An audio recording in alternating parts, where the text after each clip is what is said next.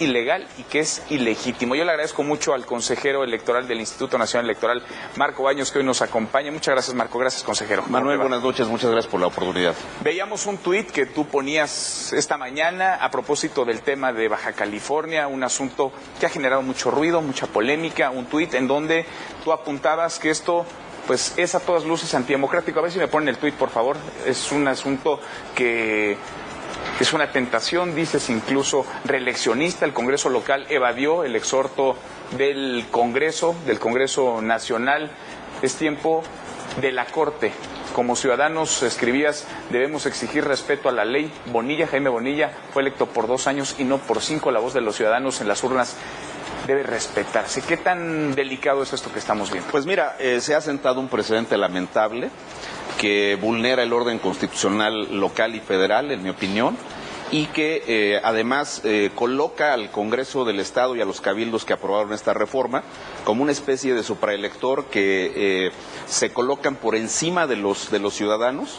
No les ha importado que apenas hace un mes y medio, el 2 de junio, 425,000 bajacalifornianos dijeron que Jaime Bonilla debía ser el gobernador, pero por un periodo de 2 años. Y hay un detalle que es muy delicado, porque en el momento que el Congreso local aprobó esta modificación a la Constitución local, ya le habían entregado a Bonilla la constancia de mayoría, la declaratoria de validez de la elección, y en el dictamen que emite esa convocatoria se dice claramente, de nueva cuenta, que el periodo es por 2 años. O sea, él tenía su constancia ya bajo el brazo, ya habían votado, digamos, quienes tienen que votar la validez de esta elección, el Tribunal Electoral Estatal, que debía ser un gobernador por 2 años, lo habían votado así los bajacalifornianos, y aún así, con todo eso, el Congreso del Estado decide cambiar la ley, una ley pues a destiempo, por decirlo menos. Sí, y además, un detalle, Manuel, la modificación constitucional que estableció el plazo por 2 años es de 2014.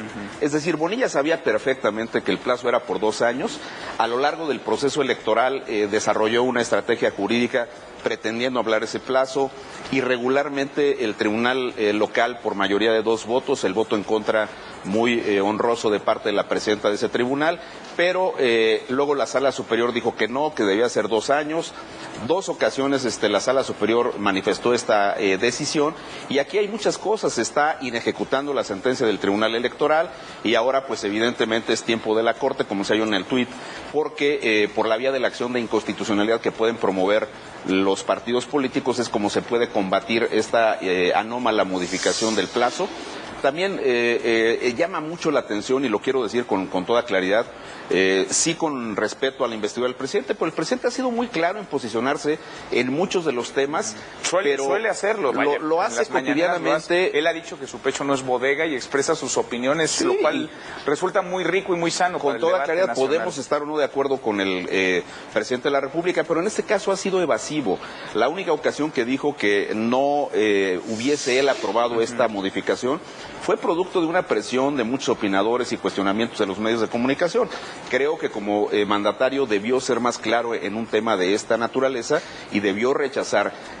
Puedo entender, sin estar de acuerdo con la presidenta de Morena, pues que está defendiendo una decisión impulsada por su partido, con el aval de diputados de varios partidos, pero al final de cuentas favoreciendo a un candidato que ganó las elecciones de su partido.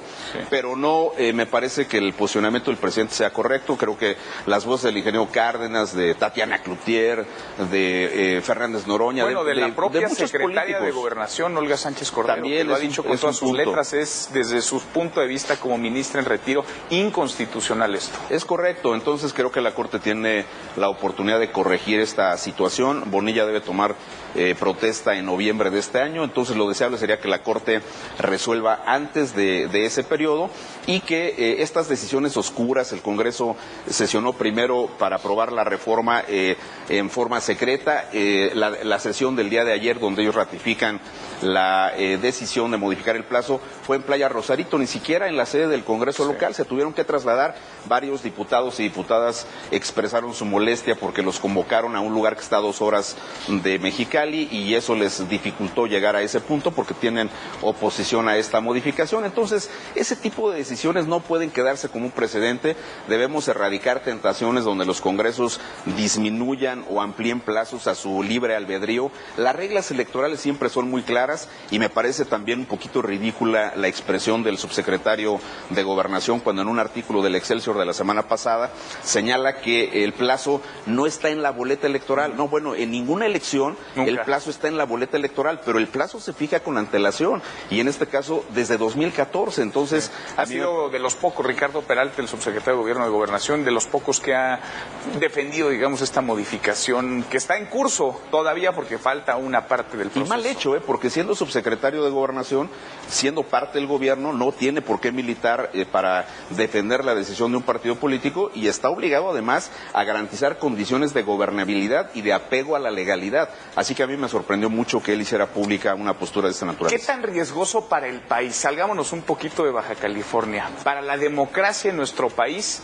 resulta esto cuando los mexicanos nos hemos dado como vía para acceder a los cargos públicos las elecciones. ¿Qué implica que de pronto para un Congreso estatal la elección no sea el medio para llegar a un cargo público, sino un acuerdo entre 21 diputados, 21 de 25, que votan en un sentido una modificación? Mira, hemos visto cómo en diversos temas hay un proceso acelerado de debilitamiento de la institucionalidad democrática, una vulneración de los procedimientos establecidos en la ley. Si nosotros permitimos este precedente, entonces prácticamente cualquier situación podría resolverse al margen de la ley. Eso es lo que me parece a mí absolutamente indebido. Porque así como aquí le regalan 3 años, alguien podría quitarle 3 años a otro gobernador. A otro gobernador, o puedes tomar otro tipo de decisiones. Lamentablemente hemos visto como algunos temas de la consulta popular, de las consultas populares o como temas vinculados a políticas públicas han suspendido programas estratégicos. Pues pensemos en casos recientes el tema de la laguna con el Metrobús, o pensemos el tema de una obra en Aguascalientes que tenía como propósito la construcción de ductos que llevaran agua potable a diversos lugares de la entidad. Esa parte que también fue suspendida la semana pasada, a mí me parece muy grave, bajo mecanismos que no son claros y mecanismos que no están regulados y que además se toman pues, en estos esquemas de mano alzada. Ni en la polis griega pasaba eso. Entonces yo creo que el mensaje es contrario a las normas que rigen la democracia mexicana y sientan precedentes inadecuados. Si algo tenemos los servidores públicos y particularmente los gobernantes como obligación, es apegarnos irrestrictamente a lo que dice la ley. Si la ley resulta incómodo para poder ejecutar un determinado programa de gobierno o para atender un mandato, como el caso de Bonilla, pues corrijan la ley, pero la ley se corrige a priori, no tomas las decisiones vulnerando la ley. El caso de Baja California es grave por eso, porque el plazo desde 2014 estaba vigente, eran 2 años, votas con una votación baja, por cierto, el 29% de la población, son 425,000 votos que le dieron honrosamente el triunfo a Bonilla. Eso no lo discutimos. Sí. Lo que discutimos es que, habiendo concluido el proceso electoral, el Congreso venga y de una manera oscura, porque así ocurrió, en sesiones privadas, ni siquiera dejaron entrar a los medios en la de ayer, pues modifiquen un plazo, generándole un beneficio, y además no queda claro a título de qué lo hicieron los diputados de varios partidos políticos. Es muy extraño, por decirlo menos, es decir, un día antes cambian al presidente de la Cámara del Congreso del Estado en una sede. Al otro día votan en otra sede, en otra ciudad, que no es en donde habitualmente sesiona el Congreso, esta modificación. Y los diputados, he escuchado, he hablado con algunos de ellos incluso, pues dan algunas explicaciones que, híjole, se recargan luego en el asunto de los dineros, de los recursos. Es que es muy costoso hacer elecciones.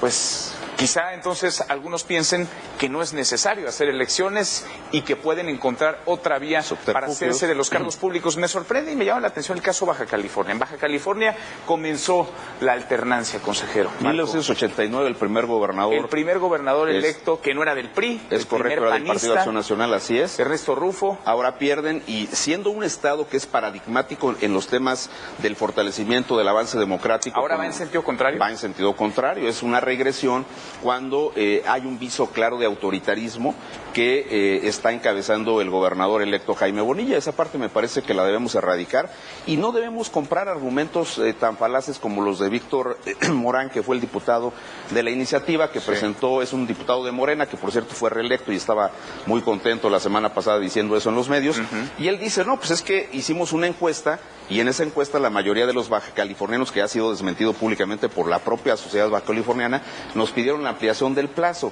Bueno, pues una encuesta es el instrumento que él alude como sustento, porque no tiene ninguna atribución legal para hacerlo, para la modificación del plazo. Esa parte me parece impresentable en una discusión pública de esta naturaleza, y creo que los diputados salientes tendrán que ser revisados y tendrán que, en su caso, afrontar las consecuencias legales que una decisión de esta naturaleza fiscalizados, incluso auditados, porque se ha hablado, y hay quienes lo han dicho con todas sus letras, que hubo sobornos de por medio, $1 millón para es un tema de rendición de cuentas, es una decisión donde intervienen varios partidos políticos o diputados de varios partidos que han reaccionado expulsando incluso de sus filas a estos diputados, pero se ha dicho que ha habido esta situación. Creo que por bien de la democracia mexicana debe esclarecerse, y si hay alguna situación que deba generar responsabilidades de orden penal, administrativo, las que sean, deben tomarse para que esto no se vuelva a repetir. En tu opinión, como experto del derecho electoral,